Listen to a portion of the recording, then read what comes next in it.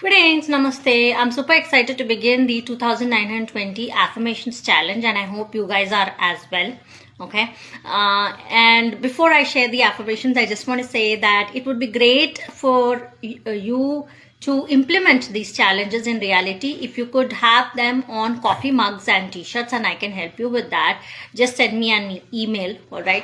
If you have generalized questions related to day-to-day life, also you can send me an email. And the third and the last thing is that I have some challenge for you guys, and there are great perks. Okay, so check it out, participate and avail the perks. All right, and let's begin the affirmations now. All right, the first and the foremost affirmation is I am capable of success. Okay, I am capable of success.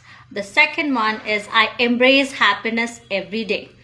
I embrace happiness every day. Okay, so stay tuned for more.